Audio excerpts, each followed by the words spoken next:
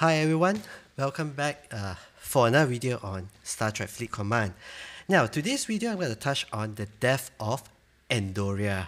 Now, for those of you who are not there yet, I think this will be one of the quests that you will find as you progress on in game. Now, why am I making a video on this is because it's one of the hardest quests out there, and it took me quite a while and few tries, well, not few tries, many tries. Like today itself, I did a whole lot of testing, and then finally, I was able to complete it. So yeah, I would like to just share with you, what did I go through, and then what happened, that kind of thing. But before we proceed, it is always good, when you see the help kind of thing, you just help them all because it will help people to save time and resources. You should do that too. Whenever you see that, if you're using BlueStacks, it's even easier because you can key map the whole thing. You see, I've alternate key map on these areas. So if that pops out, I can just press an alternate and spacebar and it gets cleared. Okay, and everyone's happy. And I hope that, as much as people is doing that for you, you will do that to others as well, because you will also help them to save some time, some resources too. Okay, enough of babbling. Now, what's the big deal about the Death of Andoria? Now, for those of you who have been following my videos, you should know that I'm towards the end of my I think it's the end because the payouts are much better right now. You get the 100k reputation quest. So I think I'm towards the end of the Federation whole story thing. Yeah, so I think this is it. Okay, and this mission in particular, it has a few ships to conquer. Okay, the RW. I was stuck at this fella for the longest time, and then this was easy, this was not too bad, and yeah, this was also not too bad, and then yes, finally today I completed it. Now, I didn't want to collect it yet because I wanted to do a video on it. What did I do from the normal that helped me to solve it, okay, to complete this quest. Now, you will have heard me saying this before, and if you've been watching other videos by the other content creators out there, like Reverend Dews, you would know that the officers play a very big part in the game. Okay, so who you are using as your crew on the bridge, the lower deck, will affect how you will perform in game. And true enough, today I spent a little more time playing around with different officers, and yeah, finally I was successful. Okay, now if you notice that this is not the usual captain that I would normally use, okay, you would know that I normally use Kuron for almost everything. Okay, but obviously that doesn't work for the Death of Andoria. Okay, so how did I crew them? Now, general rule of thumb, if you are not able, or if you do not have the blue or purple officers, the epic or rare officers yet, you should always use the hostile crew. Okay, the hostile crew would be the best go-to crew,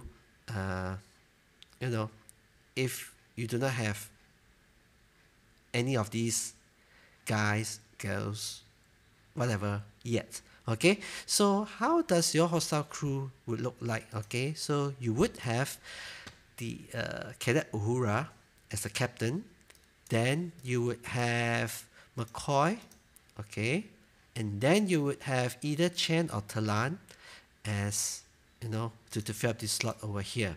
Okay, now you would use Chen if you're no, maybe I should touch on Talan first. Okay, you use Talan when you're fighting or going against interceptors. Okay, and for everything else you use Chen. Yeah, that's much easier to describe it. Okay, so for everything else you use Chen. For interceptors you use Talan instead. Okay, why? Because Talan, it has this. Okay, if the opponent is a hostile, Talan decreases the damage done by its kinetic weapons by 20%. Apparently, interceptors, they use a lot of, or they primarily use the kinetic weapons. So this will help you to sustain or last longer in battle. Now, why the hostile crew? I'll cover that in another video. But if you don't have special officers, you just got started, this would be your go-to crew until you could afford the morale crew, which is the Kirk, you have Bones, and then you have Spock. Okay, so that will be in another separate video altogether. But what we did today was this. Okay, we did this. Okay, I used Yuki as the captain, and I used Zhao. Okay, why Zhao? Zhao has this ability here. As long as the ship has morale, Paul Zhao increases the shield deflection, armor, and dodge of the ship by 80% of the crew's defense. Now, if you notice that my lower deck, it is actually quite balanced. Okay, defense is quite on the high side. I focus more on health. Okay, and yeah, I thought this would do me good, and I slapped Kirk onto the bridge because Zhao only works when there's morale. Okay, so without morale, Zhao will not work and he'll be pretty much useless. Okay, now to show you how hardworking I was or how persistent I was, let's check at the logs. Okay, I was farming, and tada, this is it. Okay, if you notice here, it should be all reds. Okay, I've checked the inbox, so you don't see red anymore. So defeat, victory. Okay, so don't give up. Okay, lesson here is don't give up, and yeah, eventually you'll find success in what you do. Okay, let's look at the first defeat. Okay, interceptor. So this would be one whole group by itself together. So let's start with this. Now I started with this crew loadout. Okay, I thought of using Chen and then Kirk and Zhao. Okay, but what happened was nope, the performance wise wasn't so good. If you see the shield, I didn't manage to get it down by a lot, and yeah, it is shield that was holding me back. And then the hull, well, because the shield is still intact, so not much damage gets passed through to the hull. So I thought maybe I should work on something that bypasses the shield. Now if you have Harrison, for that matter, Harrison, the first strike 60%, if I'm mistaken, chance to bypass shield. So yeah, on the first round, so that you can use as well. And yeah, so that led me to changing my crew loadout. So from this, my first setup, to this, the second one would be here. Okay, first one, second one with this. Okay, then I changed to this. So I was thinking that maybe it was Chen, because this is an interceptor. Chen, like what I said earlier, it is for everything else, and for interceptors you use Talon. Okay, now if you notice that comparing Chen to Talon, even notice that the shield drops to 0, which means that I was able to survive longer. Okay, now it should be okay, round 1 to 5. Let's see the other one. See whether let's see if I am able to compare in this way. Okay, round 1 to 3. Okay, I was able to last 2 more rounds, or I was able to last 2 rounds longer than my first setup with just the change of one officer on the bridge, which was I swap up Chen and put in Talon. Okay, so yeah, because I'm taking much lesser damage, so I was able to last much longer and was able to drop the shield lower. Okay, but this isn't the kind of result that I was looking for as well. Now I want him to be killed. Okay, so yeah, no go. So I thought, why not to speed up the whole process. Okay, so what I did was I changed to Yuki. Now if you could see what happened here, from 20k left. Okay, 20k left comparing to 161k. Now there's a big improvement by just stripping the shield. Now, what Yuki does is this. Okay, now if you have Yuki, use her. If you do not have Yuki, then this will not apply to you. Okay, for you. Okay, not relevant. That kind of thing. Okay, so yeah, minus 15% to the shield health of the opponent ship each turn. Now, let's see how many rounds I lasted. 5 rounds. And the shield strip came in here. Shield depleted. Nope, this is mine. My bad. Where is... I think it's somewhere up here.